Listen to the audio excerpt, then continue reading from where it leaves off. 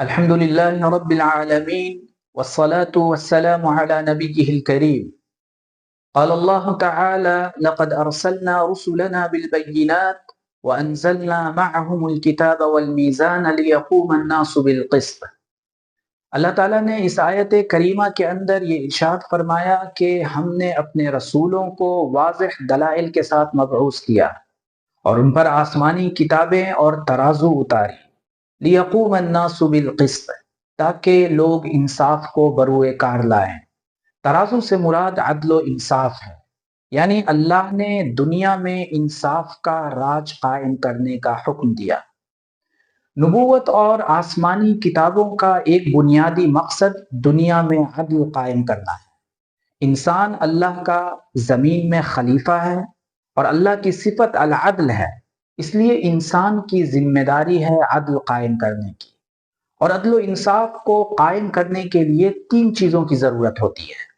پہلی چیز وریشس اسٹیٹمنٹ، سچائی، سچ بات، حق گوئی، اور قرآن نے اسی کا حکم دیا، وَقُولُوا قَوْلًا سَدِيدًا، کہ تم سچی بات کرو، درست بات کرو۔ اور دوسری چیز ہے امپارشل ججمنٹ، یعنی فیصلے میرٹ کے بیس پہ ہوں، فیصلے دلائل اور حقائق کی بنیاد پہ ہوں، فیصلے کسی دوست کی دوستی یا کسی دشمن کی دشمنی کی وجہ سے نہ ہوں، فیصلے میں کسی دوست کی دوستی یا کسی دشمن کی دشمنی کی وجہ سے وہ فیصلے باعث یا فیورٹزم کے شکار نہ ہوں۔ اسی لیے قرآن نے کہا وَلَا يَجْرِمَنَّكُمْ شَنَآنُ قَوْمٍ عَلَىٰ أَلَّا تَعْدِلُوا، کہ کسی خاص قوم کی دشمنی، عداوت تمہیں اس پر نہ ابھارے کہ تم انصاف نہ کرو۔ لہٰذا فیصلے حقائق کی بنیاد پہ ہوں، فیصلے میرٹ کے بیس پہ ہوں۔ اور تیسری چیز ہے ڈیسائسو انفورسمنٹ، کہ اس فیصلے کو نافذ کرنا، اس فیصلے کو بلا کسی رو رعایت کے نافذ کیا جائے، اور اگر اس فیصلے کو نافذ کرنے کے لیے طاقت کی ضرورت ہو تو طاقت بھی استعمال کی جائے۔ قرآن نے کہا وَأَنزَلْنَا الْحَدِيدَ فِيهِ بَأْسٌ شَدِيدٌ، اور ہم نے لوہا پیدا کیا اور اس کے اندر سخت ہیبت ہے۔ لوہے کا ایک مقصد تحدید ہے، دھمکی ہے۔ بسا اوقات فیصلے کو نافذ کرنے کے لیے طاقت کی ضرورت ہوتی ہے، طاقت استعمال کرنی پڑتی ہے، قرآن نے اس کی بھی اجازت دی۔ تو گویا عدل و انصاف کو قائم کرنا یہ ہماری ذمہ داری ہے، اور اس کو قائم کرنے کے لیے اگر طاقتوں کی ضرورت ہو تو ان طاقتوں کو حاصل کرنا، کیونکہ ظالموں کے ظلم کو روکنا اور عدل و انصاف قائم کرنا یہ ہماری ذمہ داری ہے۔ اب میں آپ کے سامنے کچھ ویڈیو کلپ چلاتا ہوں، پھر اس کے بعد ہم اس پر بات کریں گے۔ السلام عليكم، مرحبا. شكرا لكتاب السام على كل المعاملة الكويسة. شكرا للأكل والشرب والملابس. شكرا للشباب اللي كانوا يحفظوا علينا ويديروا باله علينا من كاسف. وإن شاء الله يكون الكل يوم سعيد وأحسن يوم وكلنا نكون بخير. متى تم اعتقالك؟ في 19/3/2024. كم أمضيت تقريبا يعني؟ 10 أشهر بالتمام والكمال. ظروف الاعتقال؟ يعني ظروف مأساوية جدا، ظروف قاهرة. هناك تجاوزات كانت تحدث بحق الأسيرات كأسيرات إناث. بصراحة يعني يخجل الإنسان أصلا أن يصفها على الإعلام أو حتى في المجالس الخاصة. لا، كيف الوضع جوا؟ كيف الوضع جوا كان؟ الوضع جوا السجن كثير صعب كان. شو عملوا؟ كانوا يقمعونا يوم وكانوا يضربوا هيك. خلص. یہ جو ابھی ہم نے ویڈیو کلپس دیکھی، یہ اصل میں انسانیت کے دو مختلف چہرے ہیں۔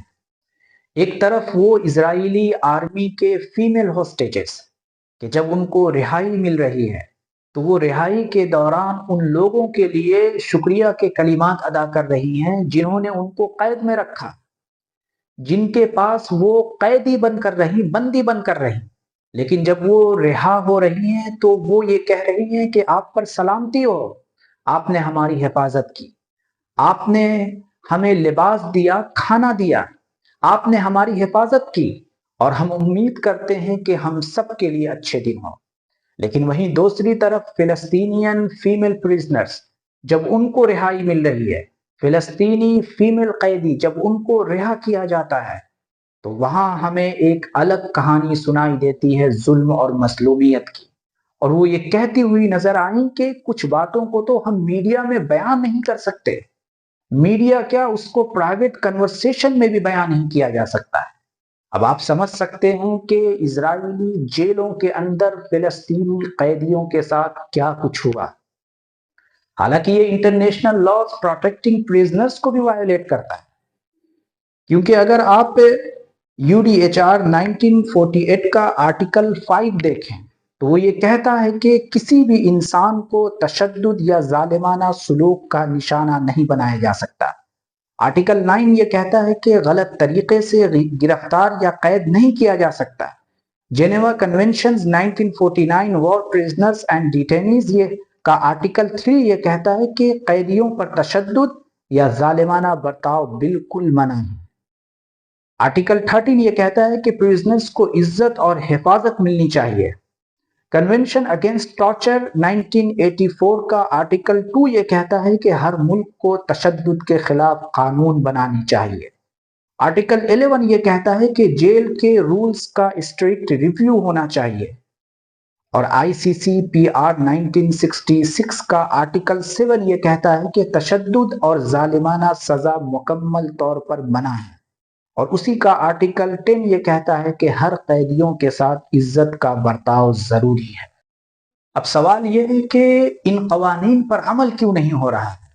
تو اس کا جواب یہ ہے کہ طاقتور ملک یہ سمجھتے ہیں کہ ہم قوانین کی دھجیاں اڑا دیں۔ اسی لیے کہا جاتا ہے کہ طاقت حاصل کرو، اپنے ملک کو مضبوط کرو، اپنے لوگوں کو مضبوط کرو، اور اپنی جنریشن کو ان ساری طاقتوں کی طرف لے چلو جن طاقتوں کے ذریعے تم ظالموں کے ظلم کو روک سکتے ہو، عدل و انصاف کو قائم کر سکتے ہو۔